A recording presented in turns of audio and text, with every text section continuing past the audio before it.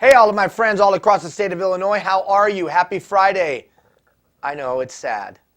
The Bulls are out. I mean, seriously, I started really rooting for the Bulls. I wasn't a Bulls fan, but man, what heart, what commitment, I mean, just unbelievable, right? How about little Nate Robinson? How about Joakim Noah? How about all those guys? Amazing. Amazing, amazing, amazing. Too bad that they are out. So now who are you rooting for, Ian? Now I am rooting for Indiana and San Antonio. Anyways, why are we here today? We're here to talk about the 3 questions. The survey. Did you send out the survey? Hopefully you did.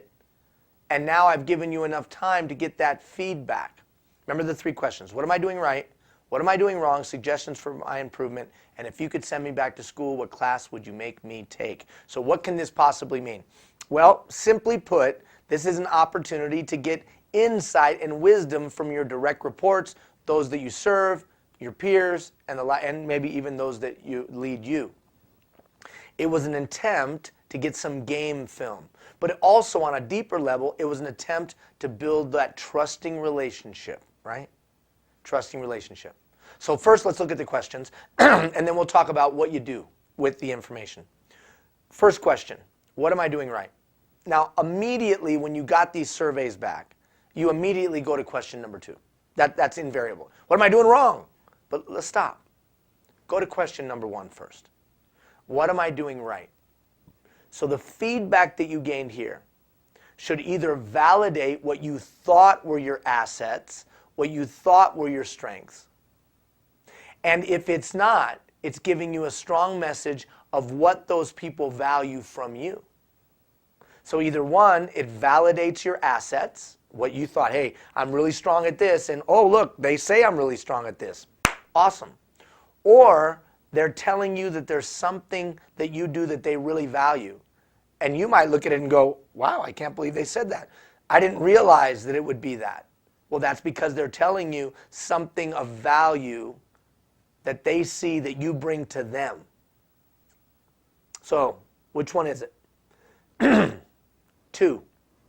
What am I doing wrong? Suggestions for my improvement. Now, let's be clear on this. We have to look for trends here. We have to look for trends. In other words, one person saying, you're no good at blank, and my suggestion for your improvement is to jump off a bridge.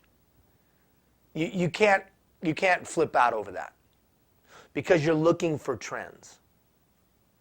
So if I have 3 people out of 7 that return the surveys saying I need to work on listening, I better perk up and pay attention to that.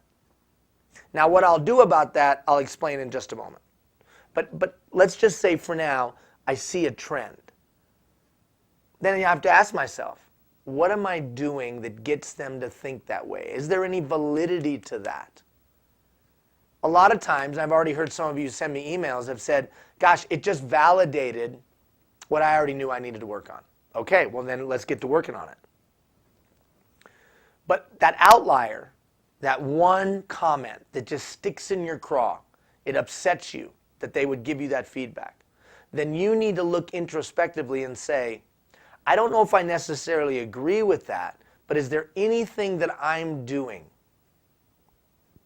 Is there any way that I am reinforcing that perception? No, there's not, Ian. I am not doing anything that I am not reinforcing that perception.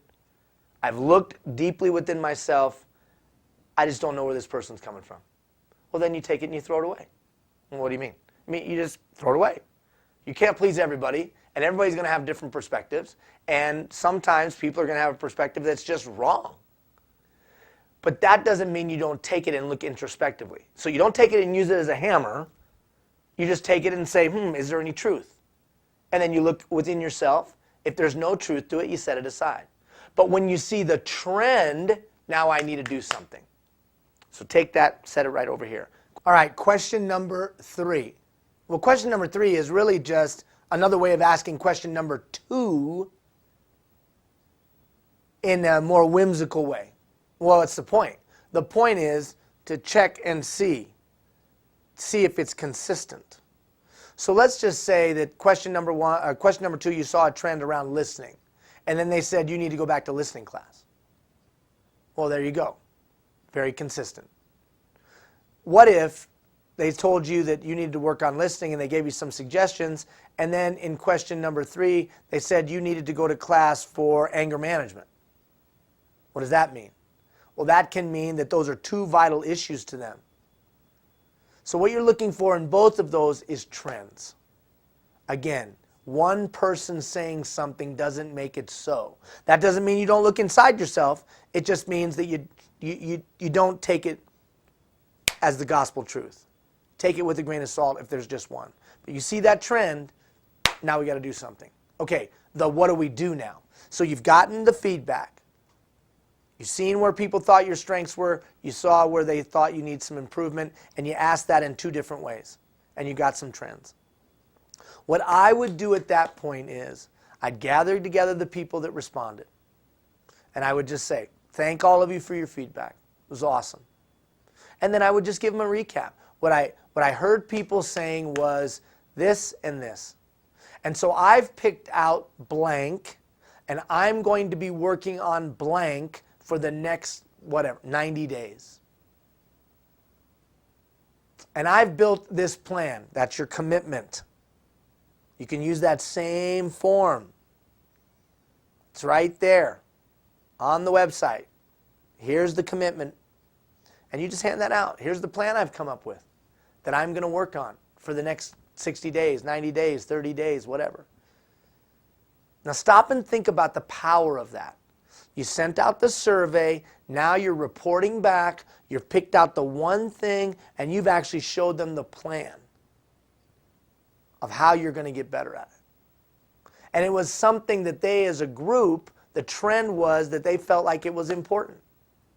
And then they watch you work hard at getting better at it. You talk about building trust.